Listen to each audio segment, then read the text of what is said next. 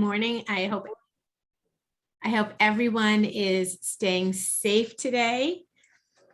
Just gonna let everyone kind of come on into the room, get settled in.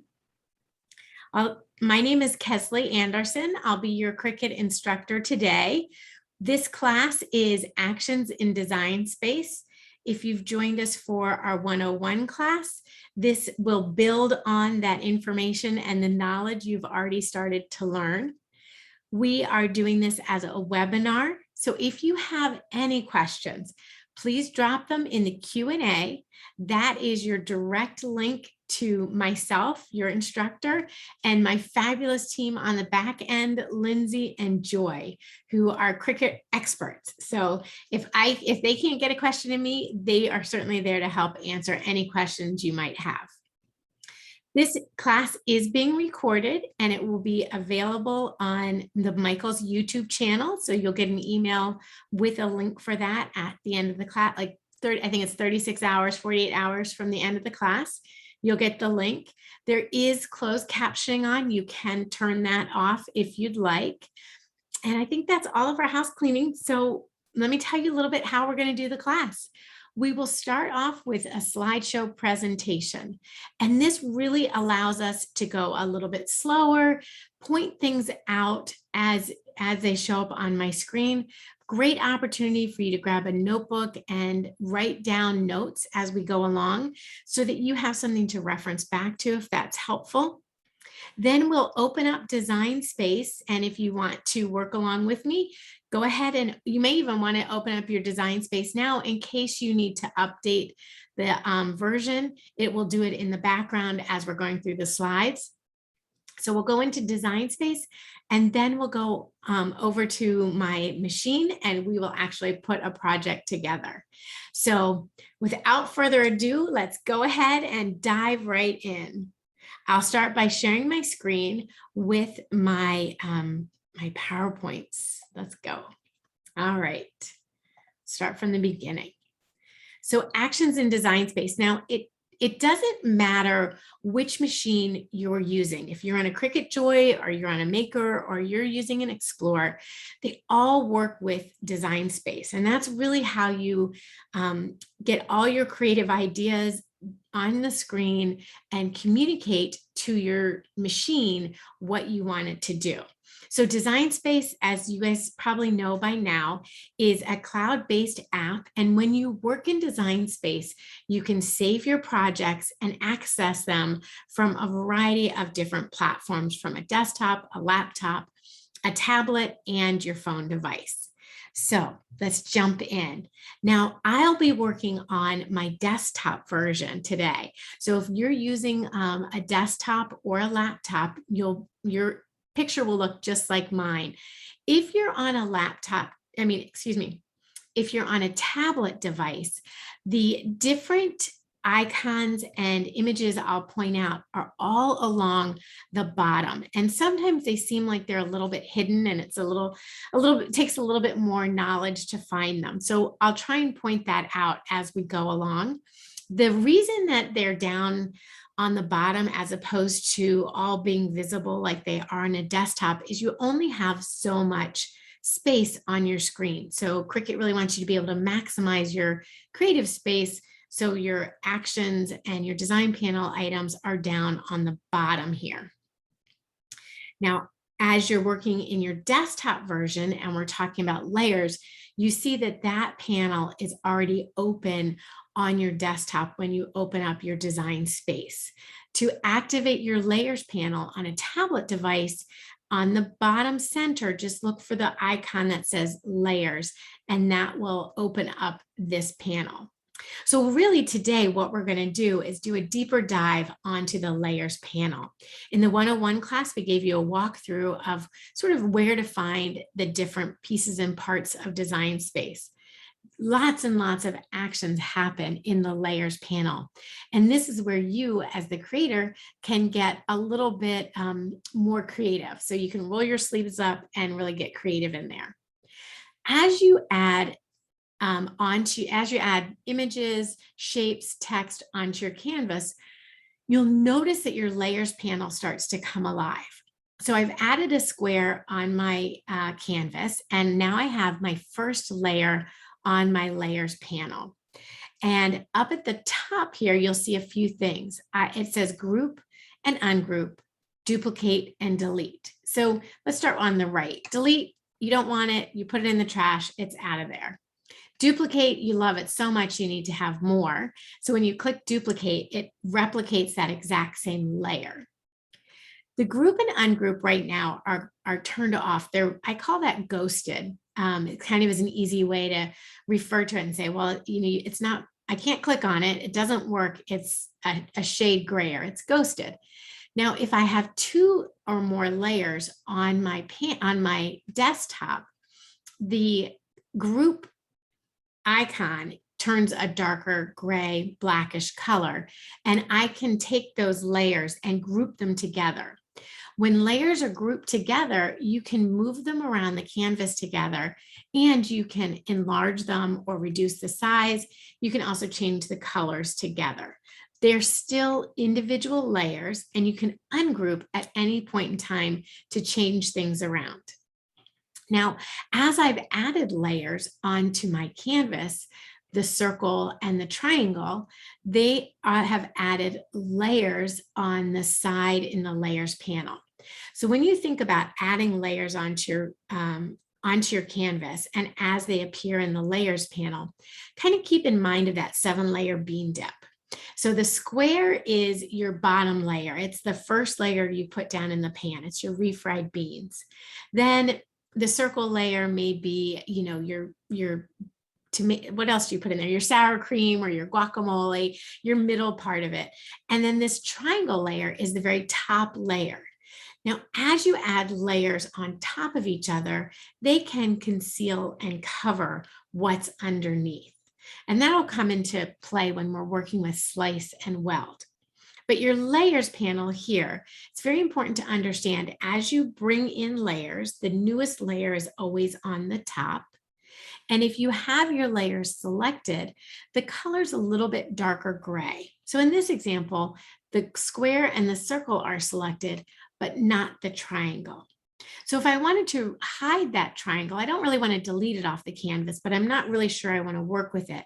I would click on this little eyeball on the right side of my panel. I would click on that, and that would conceal or hide that layer. Now, if you're on a tablet device, if you click on the layer, then go to the bottom and click on the eyeball, it will hide that individual layer. And now you can see that my group icon is live, and I can select to group these layers together so that I can move them on the canvas together.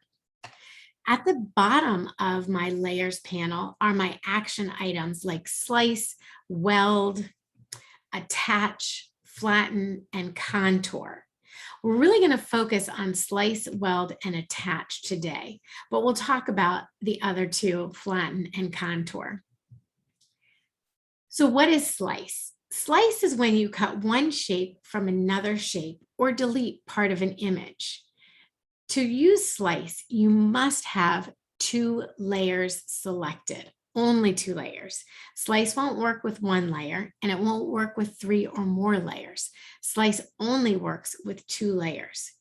And when you select your 2 layers, as I have the yellow square and the green circle selected, you can tell down here in my actions panel that slice is now visible, and I could slice these 2 layers.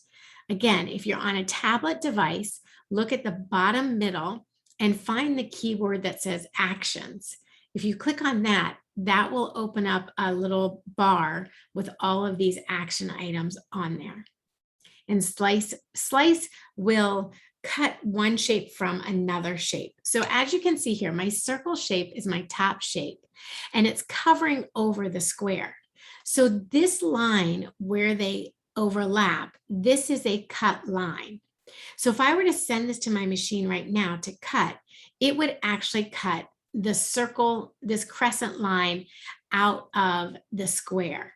But when I do the slice before sending it to my machine, it already does it. So then I can pull it apart before I send it over.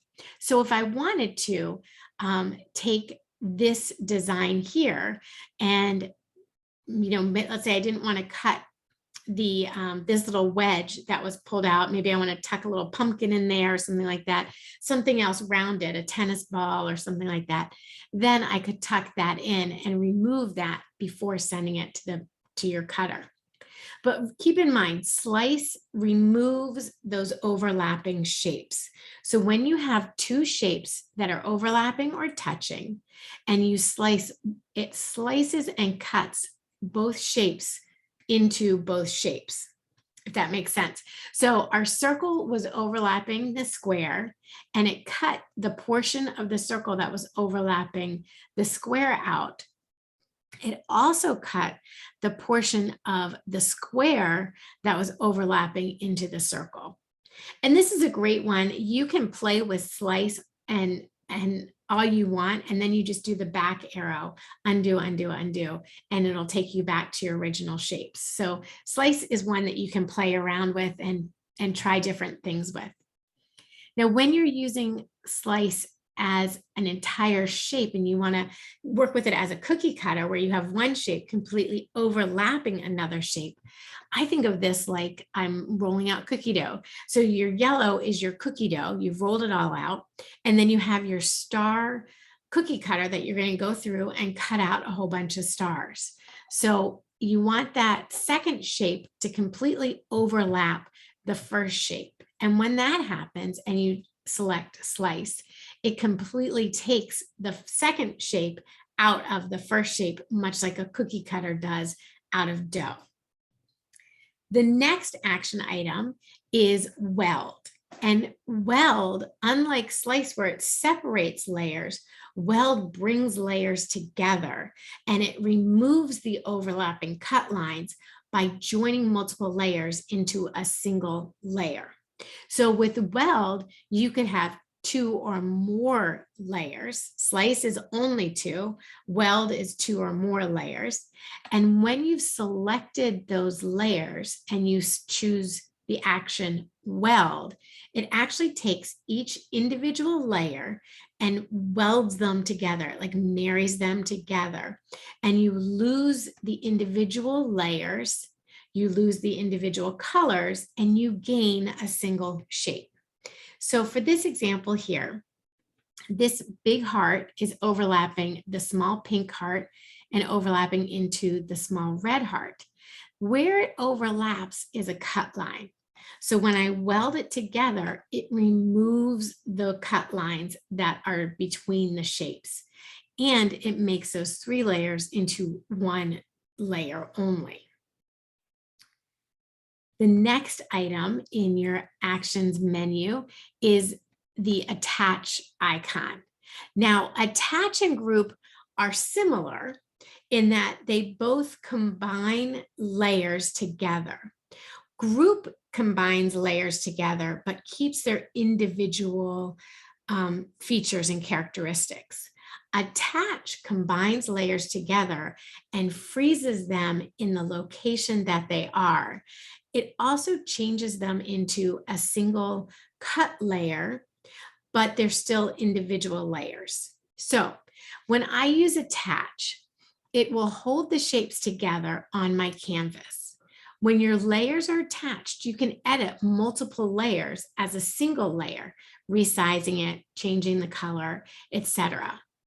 It attaches any kind of layer together. It doesn't matter what function or operation you're asking of your machine. So if you're making a folded card and you've added a scold line and you've attached the card and the scold line together, it's going to hold that position and it will communicate to your machine to cut and score as one layer.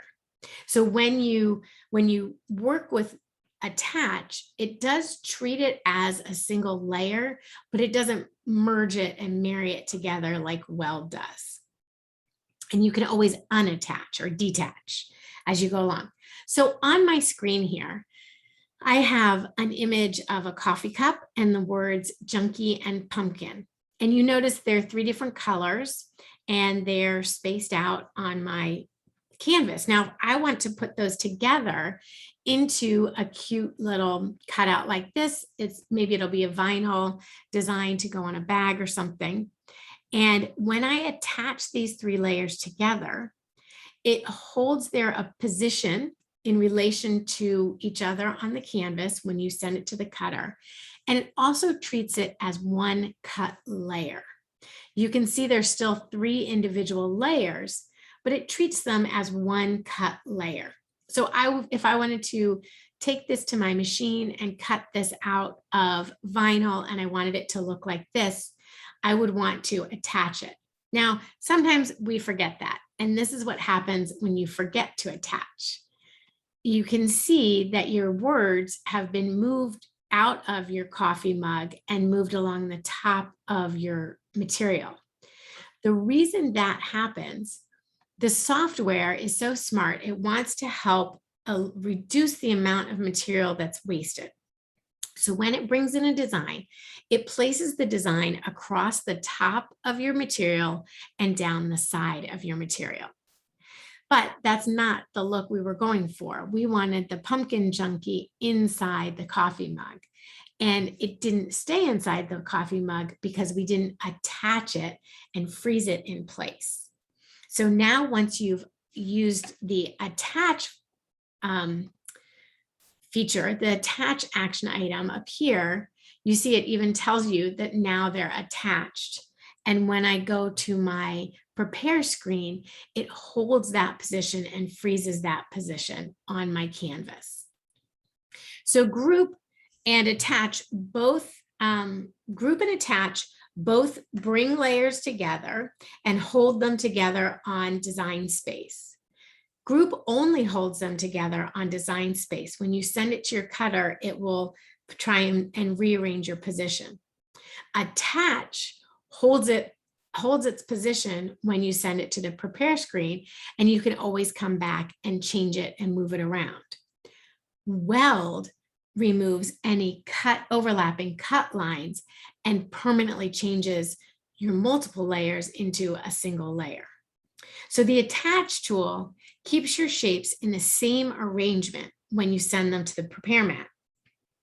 The shapes are still separate pieces, and you can always go back and detach, but their layout is frozen on the canvas. The weld tool unites 2 or more layers into a single layer, and that is a much more permanent action. So my best advice on the group, the attach, and the group, attach, and weld is really to play around with those action icons and really, kind of go, oh, this is when I want to group and this is when I want to attach. So it really does make a difference to go in and play with it. And the more you play with it, the more familiar you'll get with that. Okay, so another action icon on in your actions list is contour. So contour hides or unhides individual lines and shapes. When I look at this cactus design here, each cut line in turn creates a shape. So inside the pot here, to cut out the black lines, the inside shape, this clear shape, first must be cut out. And then we weed that part out. We say, oh, we don't want that part of our design. We're going to weed it out. So those cut lines creates the shape. And when you contour, think of it like an eraser, and you're erasing lines. So when I contour, it opens up a second window, and you can see each little series of cut lines has created a shape. So each cactus has the long shapes. The planter has the crescent shapes. And you can either click on them in the contour section here, or you can click on them in the list here. But when you click and hide a shape or a cut line, it removes those cut lines. So by hiding all these crescent shapes here, I've now taken my pot and converted it into a solid color bottom. And that is contour. Now you can also use contour to manipulate designs. So I love this little "darling, you're beautiful" quote here, but maybe I didn't want the "you're beautiful." I just wanted the "darling," and however you wanted to use that in your creation. But you can see it's all one layer. It's a single layer, but you only want a portion of that layer. So what you need to do is click on contour. And when you click on contour, you remove the cut lines that create the words "you're beautiful." And when you cut out those lines, when you hide those cut lines, you're left with the single word contour. Or "darling." Sorry, you know what, Joy, I just need to pause for 1 second. I have a light in my eye. I just need to move it. Oh, take a minute. That's the worst. If you get that light. Yeah, take a moment. Is there a question I can answer while I'm adjusting? I was going to say, if anybody has any questions that they would like Kesley to answer so far, please feel free to put it into the Q&A and we'll make sure she gets that question. All right. I got that light out of me. I'm sorry, my eye was twitching. All right. So let's go. Let's keep going. If everyone's good, we'll keep on working. All right. So that's contour. Contour, you can use it like, think of it, like an eraser. You're going to knock out different lines and things like that. Now, the last one is called flatten. And flatten is something you use when you're doing a print then cut. So if you want to have an image that you want to print out on your printer and then come back and cut around that shape, you would want to use the flatten design. So this little body positive babe has like 4 or 5 different layers. As you can see over here, I have a bunch of different layers. What I want to do is merge those layers and bring them down into a single layer that will communicate to my printer. And then I'll bring that back. And when I cut it, it will cut around the design. So as you can see, when I've got my design highlighted, my flatten icon here is darker color. So I can click on that and it will take these 5 layers and bring them down into a single layer that is now ready to be sent to my printer and then come back and cut. So those are the 5 action items: slice, weld, attach, flatten, and contour. And the best way to learn them is to really go in, and just play with them, because you really can't mess anything up. You can always undo, or you could, replicate your layer. So the best thing is to really go in and know, like, okay, if I do something, it's not going to damage it permanently. The other thing to keep in mind as you're working on your canvas of design space, if something is ghosted out, like right now, I don't have a group. My group is this ghosted feature here. That is because you're not doing something right. So it's a user error type of thing.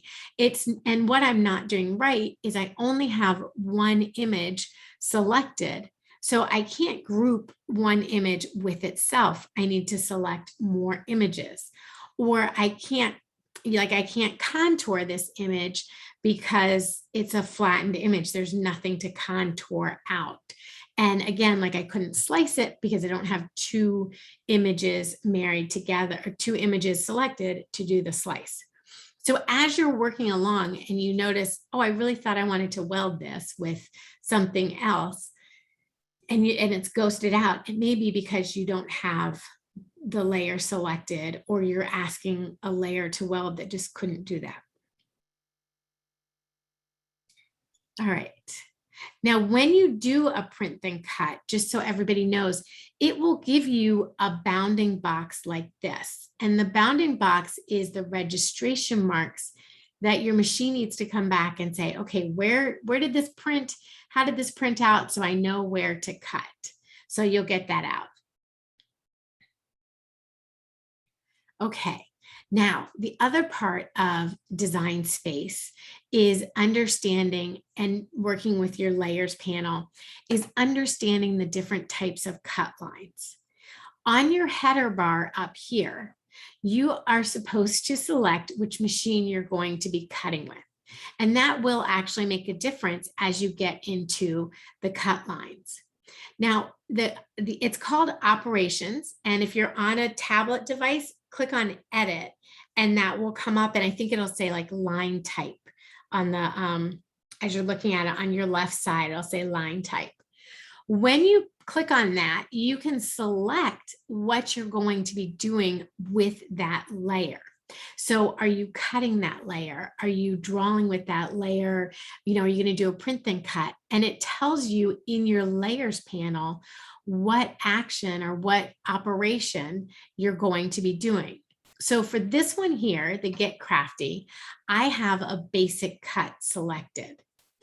And if I wanted to, I could change it around and I could use a pen to draw this or use my foil tool.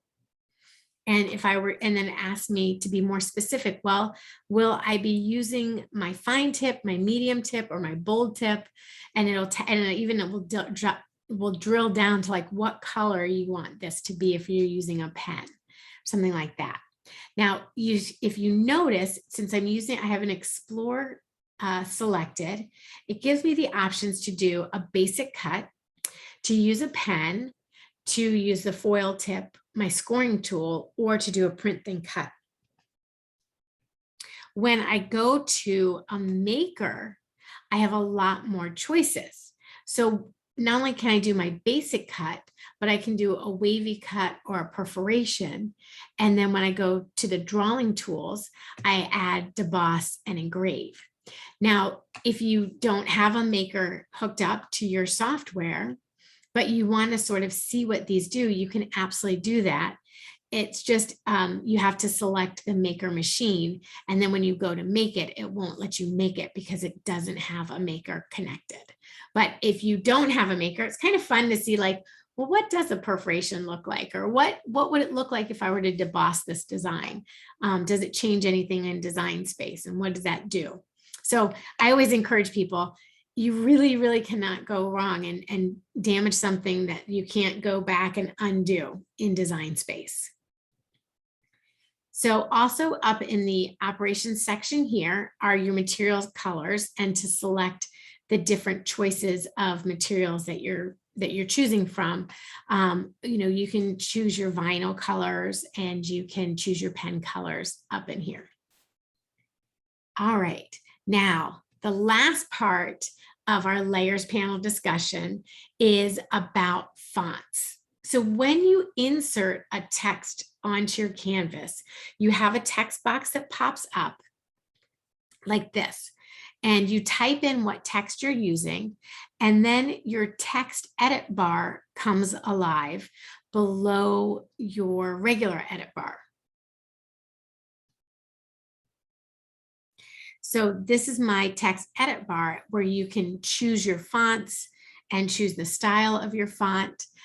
You can change the size of your font, your letter spacing and your line spacing, the alignment, left registered, right registered, centered, curve, or advanced. Kesley? Yeah. We had a question that I think this is the perfect time to insert it. Oh, good. Rachel wanted to know if you used contour to get rid of the little spaces in between your letters. So as you get ready to show how letters come together, will you show her how you would use a different feature other than contour to do that? Yes, absolutely. Definitely. And actually, I'll just touch on it. And then when we go into Design Space Live, I'll go back to it. But that's if you want to remove this space between your letters, you would use the letter space to bring those together and reduce that space in between if you wanted to do that. And I do see Kimberly is asking, when I use the pen, everything is normally outlined. How do I get it to just right? So what you need to do, each font might have up to 5 different styles. So you could have a regular style. This font is called 3 Birds Life's a Party. The regular style here has an outline, so it actually creates 2 layers. And then we have the bold style and an italic, and the italic bold, and a writing style. Now, when you get to the writing style, it looks completely different than the regular style. And that's because if you're using a regular style font and you want to draw that font, it's going to draw the outline of your letters. If you want to write with a font, you need to select a font style that is a writing style. And when you get into your fonts, you can actually filter by writing style. And it will filter down just writing fonts for you. And then those are the ones you want to use with your pen. Now you can also use, the Cricut fonts. I think there's over 500 different Cricut fonts now that you can use. And especially if you have Cricut access, you have access to most of those fonts. And you can use your system fonts. So system fonts are fonts that you've added or installed or came with your system. So I'm using a Windows PC and I have access to the fonts that are part of the Windows package. If I've added fonts to my font folder, then I also have access to those fonts. Like I use a font called Lobster that I've added, that is one I've added so much that my daughter's like, Mom, it can't be in Lobster anymore, but it's my favorite font. So I use it for everything. But that's one font that I added to my computer system, which Cricut can then go in and pull out because it is a cut type of file. Not all fonts that you add to your system or that are existing into your system are necessarily appropriate for cutting machines. So just keep that in mind, that if you've added a font, you're like, why doesn't it work? It may just be like it's not set up to be a cut type of font. Okay, so you can search in your fonts for a different type of font. And on a desktop or laptop, you have the only kerned font feature. And kerning is that space in between your letters.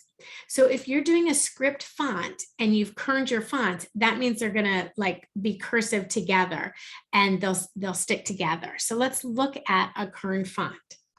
This is a kerned font right here.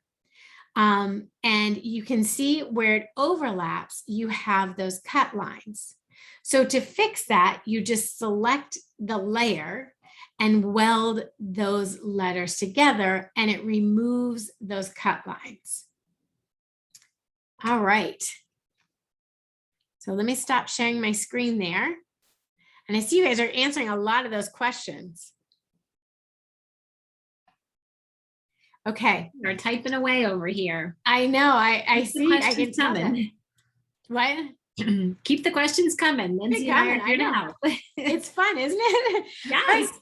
So let's go ahead and jump right into Design Space, and we'll start working on our project. So let me open this up. Here we go. All right, I gotta clear out that. Okay, oops. Okay. Get this nice and big. All right, so here we are in Design Space, and you can see I actually have a project here that we're going to be working on. And so this will be our finished project. So I'm going to go ahead and open it, and we're going to start building this out of different shapes and fonts and images using slice and weld and attach. And then we'll send it over to our cutter and add it to our, I'm going to add mine to one of the Art Minds journal. So let's go on and start with the shape of our design. So we're going to start with a rectangle shape. So the first thing I'd like and I'm just going to slide that over there so it's still there, but we can always go back to it. So first we're going to add a rectangle shape to our canvas. So to do that, you need to select the square shape, because the square, when we unlock the proportion, we can then manipulate that square to be long or wide, however you'd like to do it. So I'll change my width to a 4-inch square, a 4-inch rectangle. And I'd like my width to be about 3 inches. So I'll go up to the top bar here and make it a 4 by 3 inch rectangle. So it'll look something like this. And this is going to go on a journal, just on the front of a journal. And it just says, oh, hello, pumpkin, to sort of get us all into the fall mood. So I will also on mine, I'm going to zoom in so that I can get my shape a little bit bigger and everybody can see it a little bit easier. So now that I have my rectangle on my canvas, what I'd like to do is add a second rectangle, and I'm going to slice it to give myself the outline of this design. I'm just going to make that one smaller so we can keep it up there. Okay. So when you do this, what we're going to do is we're going to duplicate this rectangle, and we're going to change our proportions so that we can create a border like this on the inside of our rectangle. So to do that, again, turn your proportion off, and we're going to do 3.75, a quarter of an inch smaller, by 2.75, a quarter of an inch smaller on the height and the width. And then this image, this rectangle will tuck right inside the other rectangle, giving a quarter of an inch all the way around. Now, if you want to make sure that the smaller rectangle, and I'm just going to change my color so you guys can see sort of how that's going to work. My smaller rectangle, I want to rest inside evenly the bigger rectangle. So to do that, I'm just going to highlight both rectangles and select Arrange and select Center. And that will perfectly put my small rectangle inside of my other rectangle. Now, if you, for some reason, can't see the smaller rectangle, go to your layers panel, because your small rectangle may be hiding behind your big rectangle. And then you just need to take the top layer and drag it down below the lower layer. Or when you have that layer selected, in the edit section, you can do Arrange and move it backwards or forwards. So once you have those two rectangles selected and sized appropriately, we're going to grab both rectangles, and then in your action icons, you want to go ahead and select Slice. Kayla, if your Arrange is ghosted, it probably means you don't have a layer selected. So you see, I've sliced my layers, which kicked out my selection of my layer. And now everything in my edit bar is ghosted. But when I click on my top layer, everything's coming back to life. And now you can move those layers around and you can see everything kind of comes back to life. And then when I unclick any of my layers, everything gets ghosted again. Okay, so I don't need these two inside rectangles. We are going to delete those. You can use the quick edit part here, which will delete them, or you can go to your layers panel and click on the trash can up here. Okay, so now I have my rectangle shape, and you can change your rectangle shape if you want. Like if you'd like yours to be a little bit small, like what's the right word, narrower, you can definitely change it this way or move it around to whatever works for your blank. The next thing we're going to do is add the word pumpkin. So go ahead and in your design panel, select text, and we're going to type in pumpkin, all caps. And I just used the Cricut Sans regular font for this. You can scroll down and change it. If you wanted it to be a bold font, you could pump it up a little bit. Or if you wanted it to be a bold italic font, you can select that. But you can see, working with the different font styles, how your font will change. And so we're just going to bring this up and change this color to a little bit more of an orangey color like this. And you can play around with your colors all you want to fit onto your blank. So now I have my text onto my canvas. My next action that I need to do is grab some images. So when I go to my design panel, I'm going to grab that images icon.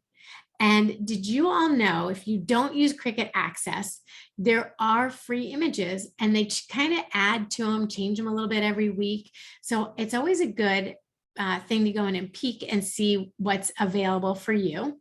So if I were to do a search for the oh hello part of my word, I could just do a search that says oh hello, and all these different choices come up and they're all free. So you could use any of them if you'd like. I'm going to take the oh hello and use that one for my design, but I'm also going to add this hello 30 in case anybody likes that. I'll show you a little trick with that one.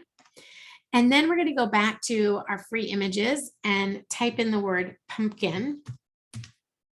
And you see you have a couple pumpkin choices. So I like the simplicity of this pumpkin and how kind of thick and chunky it is. So I'll use that pumpkin. And so now that I can see those three images are queued up on my bar down here, I can insert those images. Now, just so you know, if you wanted to see how many different pumpkin images are actually available, you could go into all images and type pumpkin and get a lot of different images of pumpkins that are available. So just something to keep in mind, like if you liked this word instead of typing out pumpkin, you could come grab that image and insert that images. Okay, so let me insert that image into there. So Ellie, if you are a Cricut Access member, as long as your Cricut Access membership is up to date, the images that you use are, there's no additional charge for using those images. If you're not a Cricut Access member, and let's say you just want to do it a la carte and get one image at a time, once you've purchased that image, it is your image to use. So you can use it however many times you want. And we do have an angel policy. If you need some guidance, if you've got like a little side hustle and you need some guidance on how to use different images, that's a great thing to look at. Okay, so this image, oh hello, so cute. And you can see in the layers panel, it's two different layers. So if you didn't want the O, but you like the hello, you could just hide that O portion of the design, but I kind of liked it. I thought it was cute. So I just need to resize this image to fit into my rectangle. And I just grab the quick edit resize bar, and I'm going to just bring this right down into my rectangle here. How cute is that? Now you can see I have attached it to the top of my bar here. See how it's overlapping? And then I've also attached it to the side here using the Weld feature and merging these two layers together. So if you want to do that, go ahead and bring that layers together and touching at those three different spots. And then grab your pumpkin and we'll resize that pumpkin and bring him in. And if you'd like to, you could have him stay, I called it him, I don't know why. You could have that pumpkin stay in this shape, or if you needed a little bit longer pumpkin to fill up your space, you would just unlock the proportion and you could drag your pumpkin out a bit and give it a little bit more shape. And then if you'd like to, you can also just rotate your pumpkin if you wanted to. Kind of crooked is crazy, they say. So you can do that. if you wanted to, but it's kind of cute just sitting on the line here. And I may actually, I like everything touching in my example here. So I may just bring up my frame a little bit more to make that a little proportionately prettier. So we'll say, oh, hello, pumpkin. So we sliced our rectangle shape here. And now we're going to take the oh, hello. So we select that layer.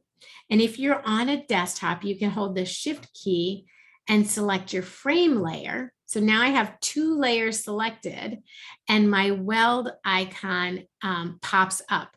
Now you notice that my slice icon is grayed out, it's ghosted.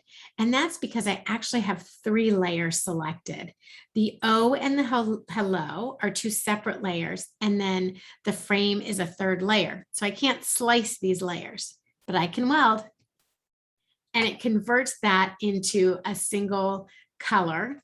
And then I also want to take my oh, hello and my pumpkin and weld those layers together. So I'll weld all that together. And then I go to my edit bar and I change the color on that. So we'll just change that to a yellow. I think I want to make that pumpkin and make this one my yellow. There we go. We'll make that yellow. So it'll look like that. Okay, so there's your design. That's all we had to do. Now, since this is all welded together, when we send it over to the cut screen, it will hold its place together. And when you send over a word like pumpkin, it will all hold it together. It'll hold its spacing together. And before I send it to my cut screen, we did have some questions about fonts and making space for your changing the spacing and things like that, like some more advanced edit items on the edit space. So if you wanted to move these letters closer, or you're on a tablet device and you don't have the kerning, up here you can hit the negative sign, the down arrow on the letter spacing, and that spaces the letters closer together. So, or you can even just write in -0.5, and that will scooch those letters closer together. And you can just keep scooching until you've got it to a point that you're like, yep, that's exactly what I wanted. So let's see a -1. That really kind of keeps pushing those together. So that's how you get your letters closer together. And then if you wanted to curve them, you just use the slide bar and curve your letters this way. So I hope that answers that question. And then this little hello 30, if you just wanted the hello, you could go to the contour and you would click on each of, like I could just click on the word 30 and remove that, click on the heart, remove that, and then I would need to click inside and remove the cut lines that are inside the word here. Then when I look at that shape, I just have the word hello. And I can always go back and add 30 if I wanted to by unhiding my contours. And then I could use that again. Okay, so I think we're ready to go to the prepare screen. So let me hide the shapes that I don't want to cut. And we're going to send this over to the Make It. So it'll send it over on 2 different mats, an orange mat and a yellow mat. And I'm actually going to be Skippy Down Jonesy today and move my yellow words up to my orange mat. So I just have to cut it through one time. So when I do that, I just click on the 3 letters here, the 3 dots here, and I move the object. So I move that over here. And then I just am going to move that yellow over to this other side of my mat, knowing that my oh hello, I'll put a piece of orange vinyl, 5x4 orange vinyl right there to cut. And then I just need like a 2" by 4" yellow vinyl to cut right here. Okay. All right. So once I've got that set up, then I'm ready to continue. Now, if I were doing this as a heat transfer, I would want to mirror this image, but I'm using regular vinyl. I'm going to use a permanent glossy vinyl as my base material. And then my pressure will be the default pressure, and it tells me to make sure I have my fine point blade in and I'm ready to go. And my light is flashing on my machine. And I'm seeing some good questions about the fonts and how to work with the fonts. So if we have a couple extra seconds, I can go back into there. Oh, that's cute. All right. So here we go. Here we are in our overhead with some of our materials. I'm going to be using a permanent glossy vinyl today. So I want to make sure that I'm using regular transfer tape. These two marry nicely together. My regular transfer tape has a gray grid, and it's not like super duper sticky, but it's strong enough that it will pick up my permanent glossy off of the backing so that I can remove it and put it on the my blank. If I were using a material that was glossy or had some sort of texture to it, I would want to make sure that I used strong grip transfer tape. The strong grip transfer tape really grabs onto the surface and makes it easier to get off your backing. Now, I do find if I have used strong grip transfer tape on regular vinyl, it really grabs on there, and it's really hard to get it to come off and release easily. The orange I'm using today is in the Brights sampler pack, and it has 6 different colors, which is really pretty. So there's like 2 different oranges you could use here. This is great for summer and fall. So I'll be using this orange, and I needed a 5" by 4" piece of orange. So I'll just use my paper trimmer. If you don't have a paper trimmer, don't worry, because the vinyl has a grid on the back that you can just follow along with your scissors to cut out a shape. So if you don't have a paper trimmer, you can just use scissors. I love a good paper trimmer. It just makes it easier for me.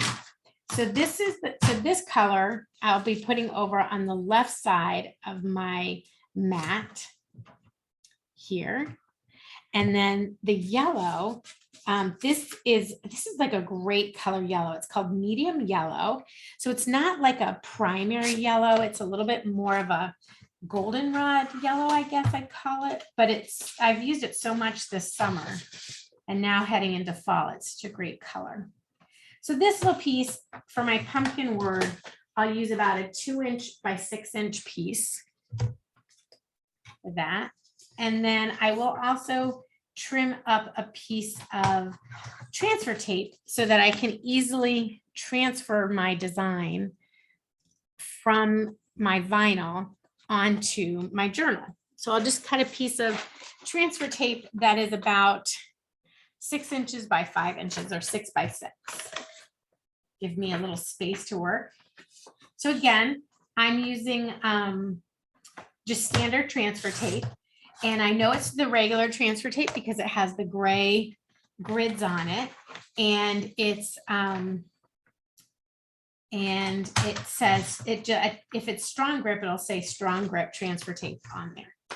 So now I have my transfer tape ready to go. I've got my mat is all ready to go, and I just need to open up my machine. Oh, for any of my Survivor fans out there. Here we go. And I'll just slide this in. So I'm using the Maker 3, and I just slide this under the grid lines, and I start the feed. So it'll feed it in. And it's going to measure it, make sure I have enough material. And then my play light will flash and tell me it's time to start making. So there I go. I do the play light and I'll start cutting it out.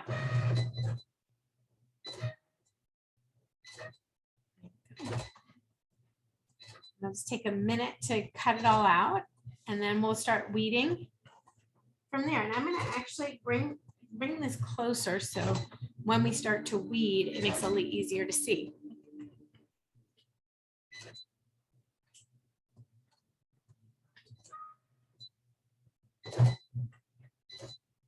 Here we go. Are there do you have any questions, Joy? Had to get myself off of mute. Tracy has an interesting question. Okay. She wants to take an image that she purchased and put in colors to specific places. It's a PNG of a sugar skull, and she wants to add color to certain areas. But I think because it's uploaded from not within Design Space, I don't think that can be altered. So here's how I would try it. I think you may be right that it may not be able to be altered. But what I would start with is I would let me start weeding. Let me talk about this, and then that's a great question. I do think I have an answer for her. Okay, so now you can see my machine has cut out for me my pumpkin and my design over here. So I want to remove my vinyl from my standard grip mat, and I turn my mat over and I actually peel the mat off the vinyl. This is especially important when I work with paper that I do this, but it just works easier to remove the mat rather than removing the vinyl. And then once you've done that, I always grab my my cover and I put it back on to keep this clean. If it were to get dusty or something like that, I just take a baby wipe and I wipe it down. And I have a little piece of washi tape here, so I know which is my upside on my piece.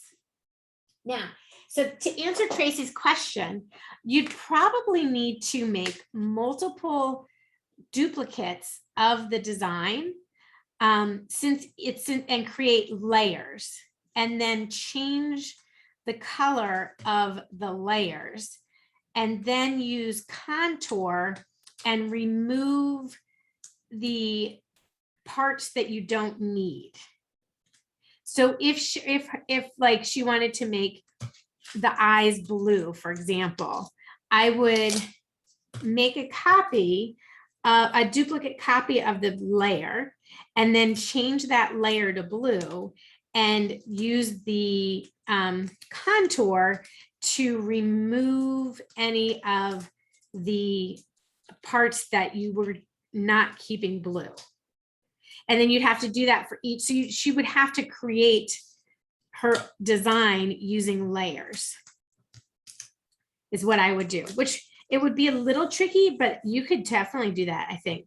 And it would work out, because a PNG is just a single layer, where an SVG would have multiple layers. So if you had your image as an SVG, you could probably pull that in just fine and change your layers. So now I'm very carefully weeding out the outside part of my design here.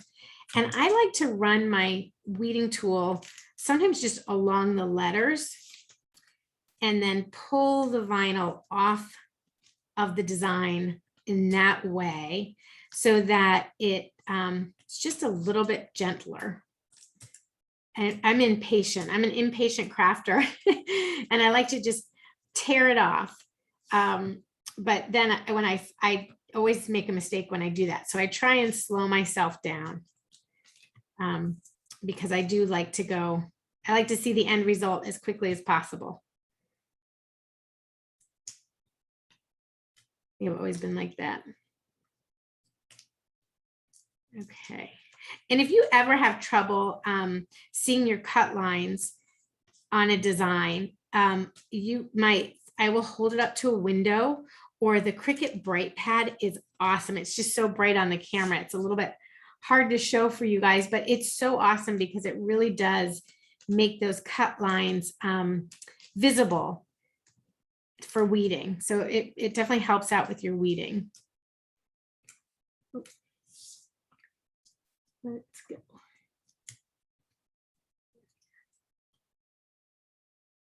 So I know a lot of people will sit and save their weeding when they're watching a show or something like that to do, or listening to an Audible book, and we'll do a lot of weeding at one time.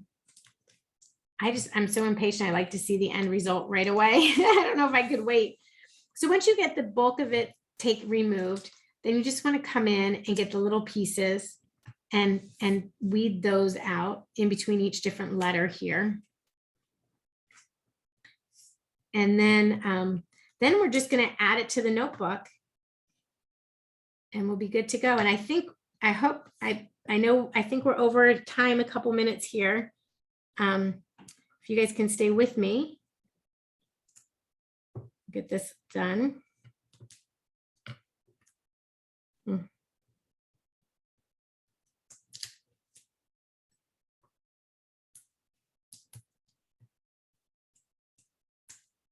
All right.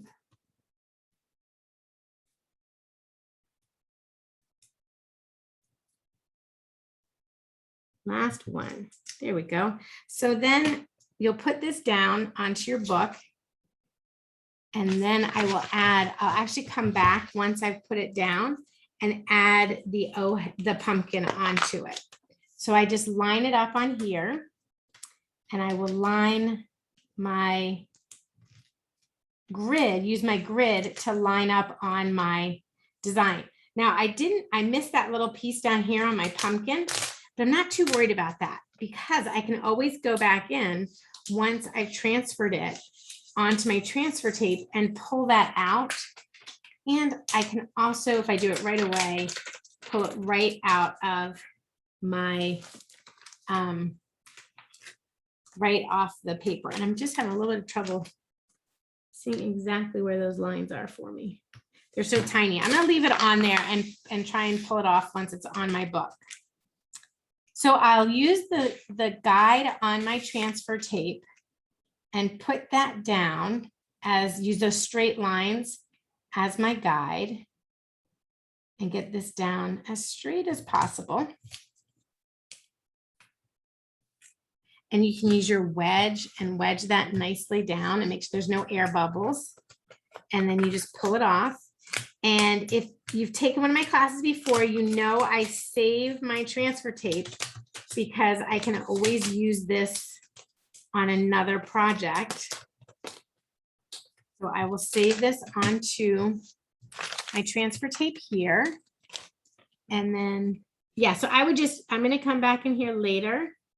And I would just pull those pieces off of there. Those little pieces that are there, I'd pull those off. And then we're going to add our pumpkin on. And then you're done. So to layer, sometimes I will layer my design on the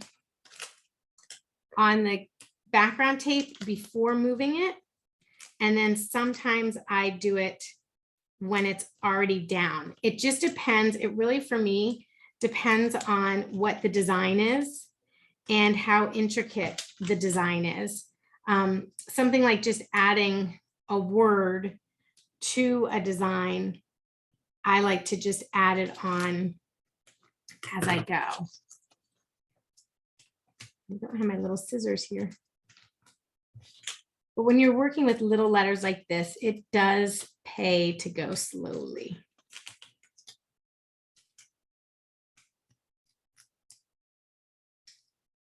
There we go. So I usually like to, I will usually remove this extra vinyl so that I don't have to kind of hold it around, because if my vinyl comes back and sticks back on, that's always kind of a little trickier to get it off. So a lot of times I'll just kind of try and keep that out of the way as best I can and walk my weeding off my design as I go.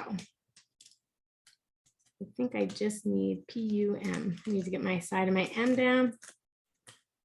There we go.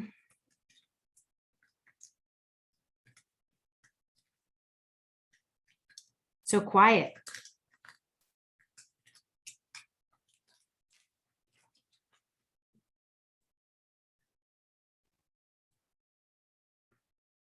Okay. It is quiet, Kesley. I I know. love those colors you put together though.